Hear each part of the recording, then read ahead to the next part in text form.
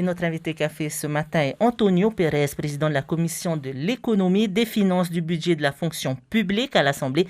Il nous parlera d'une loi du pays qui vise à dissuader les fraudeurs fiscaux, un texte qui sera étudié le 17 juin à l'Assemblée. Antonio Pérez et Yorana.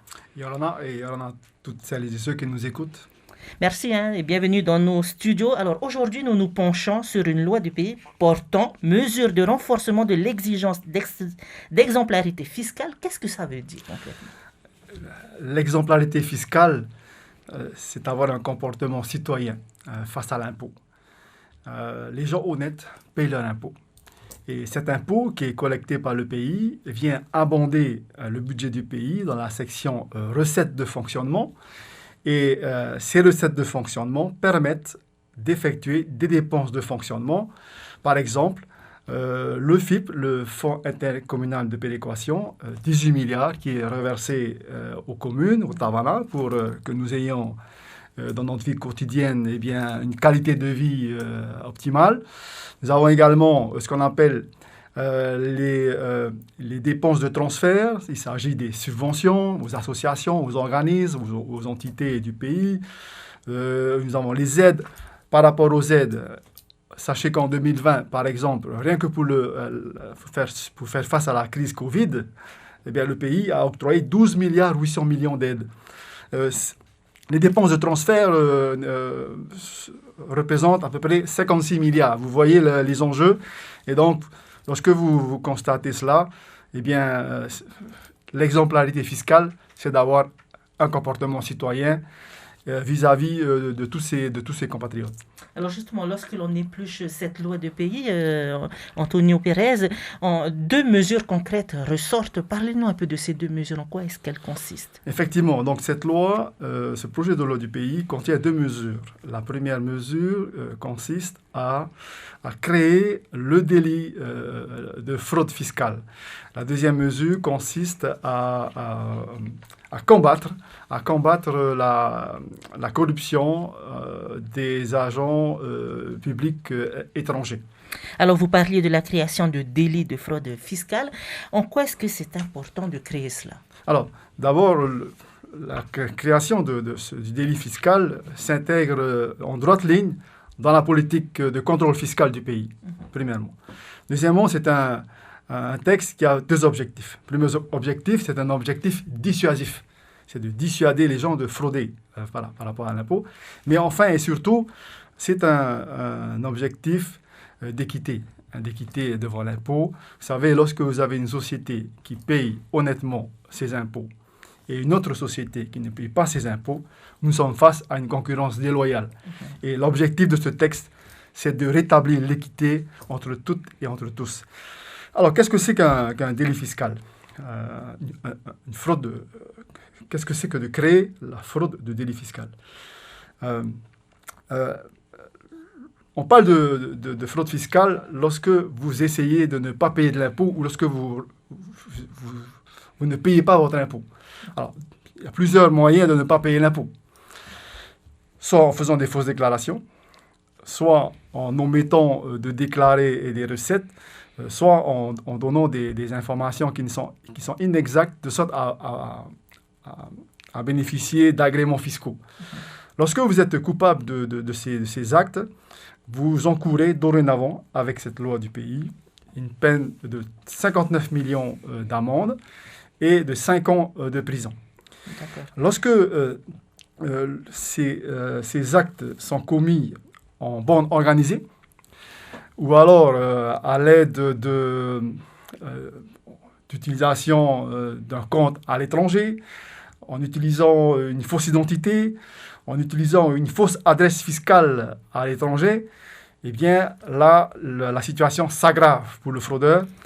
Et à ce moment-là, la peine de prison peut aller jusqu'à 7 ans. Et les amendes jusqu'à 359 millions de francs. Alors, vous voyez que le texte a vraiment un effet dissuasif. Et justement, comment est-ce que ça se passe aujourd'hui pour celles et ceux qui font de la fraude fiscale lorsqu'ils se font prendre, puisque cette loi de pays n'est pas encore votée? Alors, il y a en cours déjà des interventions de la DICP, de la Direction et la condition des impôts, pour réaliser des contrôles fiscaux, contrôles sur pièces, contrôles dans les entreprises. Aujourd'hui, la Polynésie ne peut pas entamer des poursuites.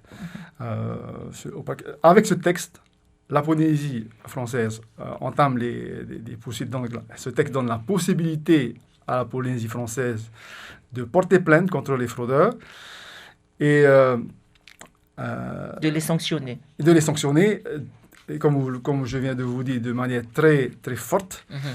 Et et puis, avec ce texte, ça donne la possibilité à la Polynésie d'encaisser les amendes. Alors, combien de temps faudra-t-il attendre pour que cela soit opérationnel? Le texte sera voté le 17 juin.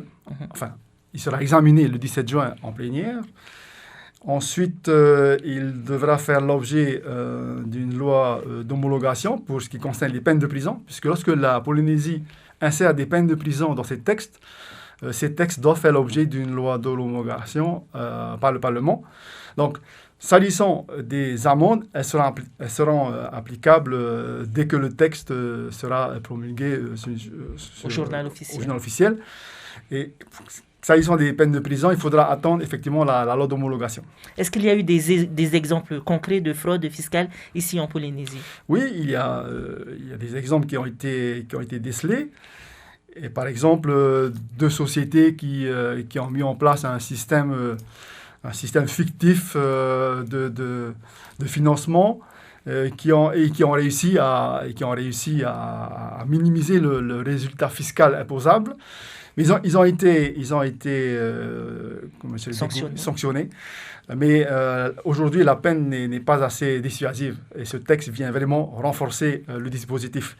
Il y a aussi, par exemple, une petite entreprise qui essaie de diminuer ses recettes, ou de dissimuler ses recettes, de sorte à pouvoir bénéficier du régime fiscal simplifié des très petites entreprises. Voilà, ce sont des exemples de ce type qui ont été découverts suite à des enquêtes qui ont poussé le pays notamment à intervenir et à durcir la loi. Et qui fera les contrôles pour vérifier que tout le monde respecte? Alors, cette tâche est attribuée aux agents de la DICP qui font le contrôle et qui ensuite lancent la procédure pour poursuivre les fraudeurs. D'accord. Alors, l'objectif est vraiment, vous l'avez dit, de dissuader les fraudeurs potentiels. On va parler à présent de la deuxième mesure, Antonio Pérez, qui s'intéresse à la corruption d'agents publics étrangers, en clair, les pots de vin. Cette mesure existe déjà en France depuis 2000. Pourquoi est-ce que le pays a attendu 21 ans pour pouvoir le faire en Polynésie? Alors, c'est une convention qui a été adoptée par l'OCDE, l'Organisation de coopération pour le développement économique, en 1997. Et en 2000, donc, elle a été instaurée en métropole. Et le groupe de travail qui opère donc pour la lutte contre la fraude fiscale transnationale a demandé à la France que ces territoires puissent également adopter cette loi. C'est ce que nous faisons aujourd'hui. D'accord. À ce sujet, le pays propose d'instaurer le principe de non-déductibilité dans le Code des impôts. Qu'est-ce que ça veut dire? Oui, en fait, ça peut sembler invraisemblable, mais à aujourd'hui, lorsque nous sommes face à une corruption d'agents publics étrangers, eh bien, la somme qui a servi à corrompre cet agent public étranger est déductible d'impôts. C'est invraisemblable, mais c'est comme ça. Donc, il était temps que cette loi soit adoptée et c'est ce que nous allons faire le 17 juin. Pour qu'on puisse imposer... Pour qu'on puisse montrer au niveau international que la Polynésie est dans la droite ligne de pays qui qui montrent l'exemple en termes de lutte contre la fraude fiscale. Alors, la commission que vous présidez à l'Assemblée s'est déjà penchée sur cette loi du pays. Vous avez d'ailleurs réalisé votre petite enquête en amont. Alors, vous avez rencontré diverses institutions. Quelles sont les carences que vous avez remarquées au cours de cette enquête? Alors, il n'y a pas vraiment de carence, mais je pense qu'il faut quand même renforcer les équipes de la DICP.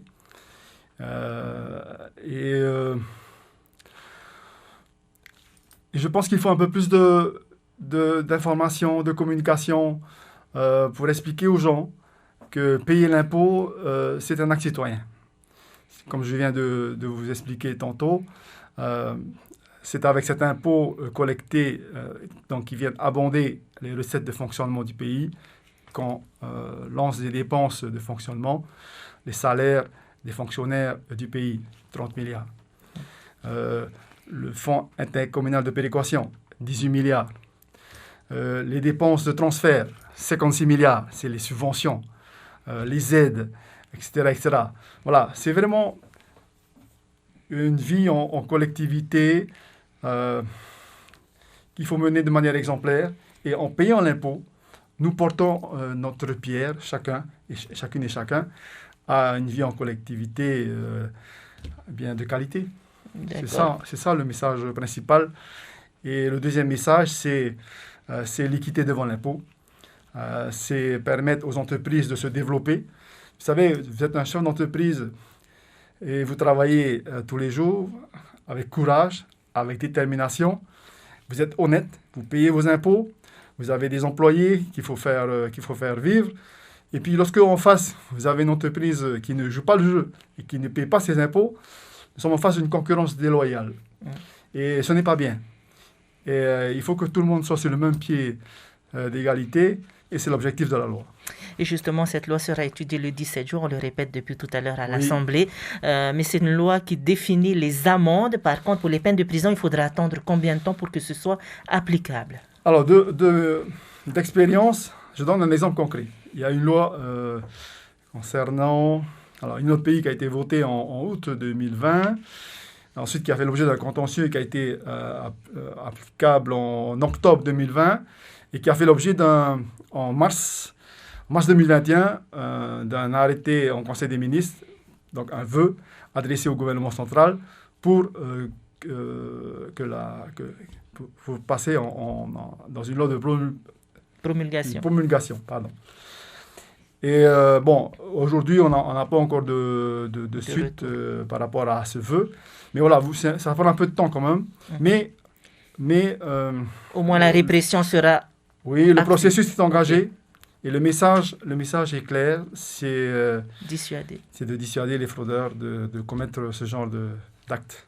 Merci beaucoup, Antonio Pérez, pour toutes ces informations. Maruru Meitei. Et on retiendra que le pays veut faire voter une loi du pays qui permet un traitement équitable de tous les citoyens devant l'impôt et les charges publiques, en dissuadant bien évidemment les fraudeurs potentiels, des amendes qui peuvent aller jusqu'à 59 millions, voire plus de 200 millions si la fraude est commise en bande organisée. Le texte sera...